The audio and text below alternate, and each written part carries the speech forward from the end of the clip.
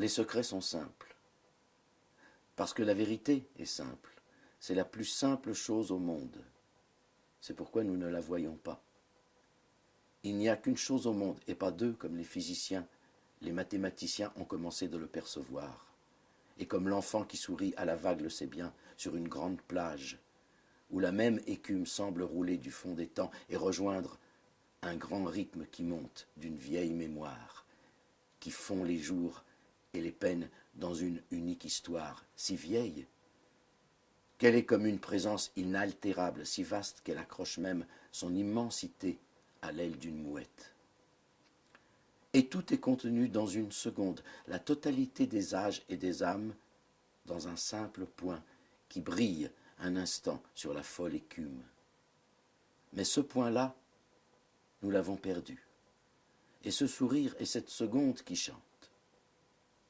Alors, nous avons voulu reconstruire cette unité par une somme, 1 plus 1 plus 1, comme nos ordinateurs, comme si la collection de tous les savoirs possibles sur tous les points possibles finirait par nous rendre la note juste, l'unique note qui fait chanter, mouvoir les mondes et le cœur d'un enfant oublié. Cette simplicité, nous avons voulu la manufacturer pour toutes les bourses, et plus nos boutons savants se multipliaient, simplifiaient la vie, plus l'oiseau s'envolait. Et le sourire même, la belle écume, est polluée par nos calculs. Nous ne savons même pas très bien si nos corps nous appartiennent. Elle a tout mangé, la belle machine. Or, cette unique chose est aussi l'unique pouvoir, parce que ce qui brille en un point brille aussi dans tous les autres points. Ceci étant saisi, tout le reste est saisi. Il n'y a qu'un pouvoir au monde et pas deux. Même un enfant saisit cela très bien. Il est roi, il est invulnérable. Mais l'enfant grandit. Il oublie. Et les hommes ont grandi, les nations, les civilisations, chacune cherchant à sa façon le grand secret, le simple secret, par les armes, les conquêtes, par la méditation, la magie, par la beauté, la religion ou la science. Et à vrai dire, nous ne savons pas très bien qui est le plus avancé, de l'ouvrier de l'Acropole, du mage de Thèbes ou de l'astronaute du Cap Kennedy, ni même du moine de Cîteaux, parce que les uns ont rejeté la vie pour la comprendre, les autres l'ont prise sans la comprendre.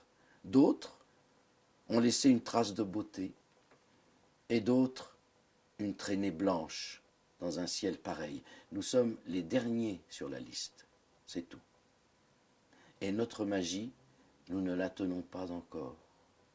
Le point, le tout petit point, puissant, est toujours là sur la plage du grand monde. Il brille pour qui veut, tel qu'il était quand nous n'étions pas encore hommes sous les étoiles. Pourtant, le secret, d'autres l'ont touché. Les Grecs l'avaient peut-être, les Égyptiens aussi, et certainement les rishis des temps védiques. Mais il en est des secrets comme des fleurs sur le bel arbre. Ils ont leur saison, leur obscure poussée, leur éclosion soudaine. Pour toute chose, il est un moment. Même pour la conjonction des astres sur nos têtes et le passage du cormoran sur le rocher, blanchi d'écume. Peut-être même pour cette écume un instant jaillit au rythme de la vague, et tout se meut selon un rite unique. Et de même pour l'homme. Un secret, c'est-à-dire une connaissance, c'est-à-dire un pouvoir, à son temps organique, et une petite cellule isolée, plus évoluée que d'autres, ne peut pas incarner le pouvoir de sa connaissance, c'est-à-dire changer le monde, accélérer la floraison du grand arbre, à moins que tout le reste du terrain évolutif ne soit prêt. Et le temps est venu. Il est venu. Il bourgeonne partout sur la terre, même si l'invisible fleur est encore comme une pustule vénéneuse. Les étudiants de Calcutta décapitent la statue de Gandhi, les vieux dieux s'effondrent, les esprits nourris d'intelligence lancent des cris de destruction et appellent les barbares des frontières, tels les anciens Romains de l'Empire, pour briser leur propre prison.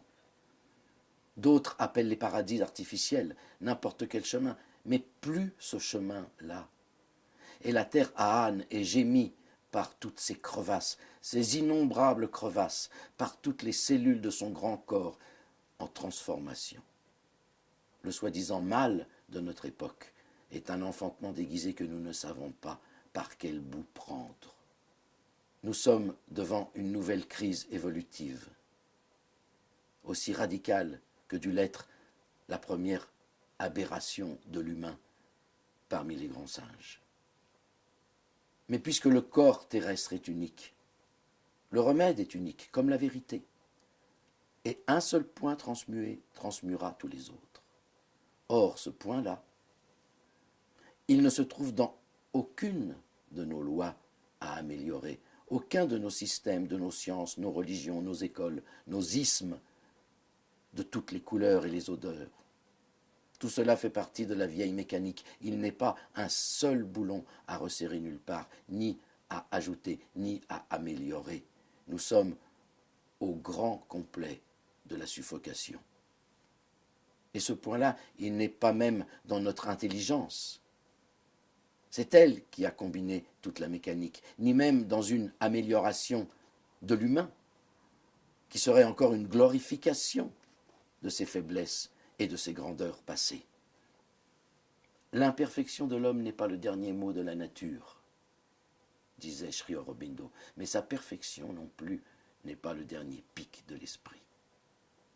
Il est dans un avenir encore inconcevable pour notre intelligence, mais qui pousse au cœur de l'être, comme la fleur du flamboyant, quand toutes les feuilles sont tombées. Du moins existe-t-il un levier du futur, si nous allons au cœur de la chose.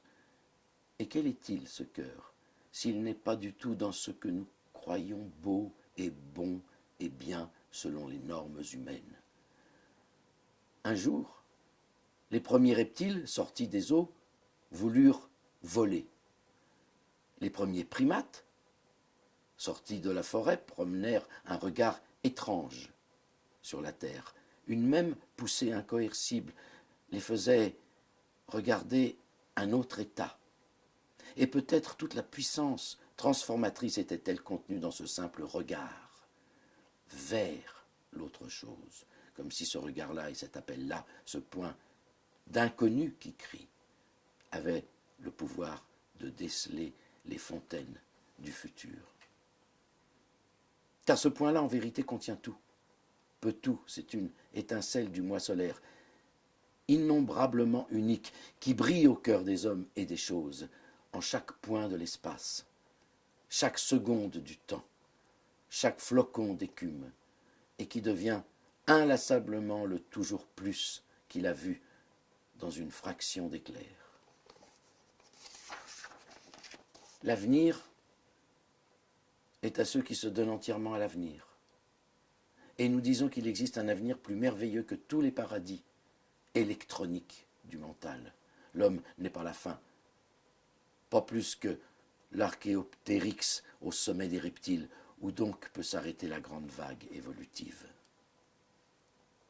Et nous le voyons bien, nous avons l'air d'inventer des machines toujours plus merveilleuses, de reculer sans cesse les limites de l'humain, de progresser même vers Jupiter et Vénus. Mais c'est un air seulement de plus en plus irrespirable, et nous ne reculons rien. Nous renvoyons au bout du cosmos un petit être pitoyable qui ne sait même pas soigner sa tribu, ni si ses propres caves ne renferment pas un dragon ou un bébé qui pleure. Nous ne progressons pas, nous gonflons démesurément une énorme baudruche mentale qui pourrait bien nous sauter au nez. Nous n'avons pas amélioré l'homme, nous l'avons seulement colossalisé. Et il ne pouvait pas en être autrement.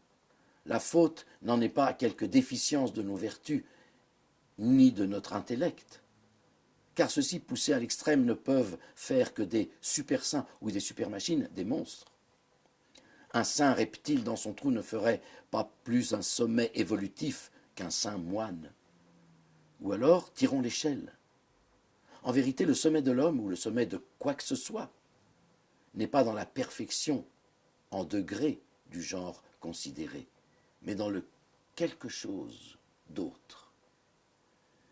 qui n'est pas de son genre et qu'il aspire à devenir. Telle est la loi évolutive. L'homme n'est pas la fin. L'homme est un être de transition, disait il y a longtemps Sri Aurobindo. Il est en marche vers le surhomme, aussi inévitablement que l'ultime brindille de l'ultime branche est contenue dans la graine du manguier. Et notre seule occupation vraie, notre seul problème, la seule question de tous les temps à résoudre, celle qui déchire notre grand vaisseau terrestre, par toutes ces membrures douloureuses, est comment opérer le passage. Nietzsche l'a dit aussi, mais son surhomme était seulement une colossalisation de l'humain. Nous l'avons vu déferler sur l'Europe. Ce n'était pas un progrès évolutif, mais un retour à la vieille barbarie de la brute blonde ou brune, de l'égoïsme humain. Nous n'avons pas besoin d'un super-homme, mais de quelque chose d'autre qui balbutie déjà au cœur de l'homme et qui est aussi différent de l'homme que les cantates de Bach sont différentes des premiers grognements de le Minien. Et en vérité, les cantates de Bach sont pauvres quand l'oreille intérieure commence à s'ouvrir aux harmonies du futur. C'est cette ouverture, ce passage, que nous voulons étudier à la lumière de ce que nous avons appris de Sri Aurobindo et de celle qui est la continuatrice de son œuvre. C'est le modus operandi de la transition, afin que nous puissions nous-mêmes saisir le levier et travailler méthodiquement à notre propre évolution. Faire de l'évolution expérimentale, comme d'autres tentent de faire des embryons en éprouvette, qui n'entendront peut-être que l'écho de leur propre monstre. Le secret de la vie n'est pas dans la vie, ni celui de l'homme dans l'homme, pas plus que le secret du lotus n'est dans la boue où il pousse, disait Sri Aurobindo. Et pourtant, et cette boue et ce rayon de soleil se mêlent pour faire un autre degré d'harmonie. C'est ce lieu de jonction, ce point de transmutation qu'il nous faut trouver. Et alors, nous redécouvrirons peut-être ce qu'un enfant tranquille sur une plage regardait dans un flocon de folle écume. Et la suprême musique qui tisse les mondes est l'unique merveille qui attendait l'heure. Et ce qui paraissait une impossibilité humaine deviendra comme un jeu d'enfant.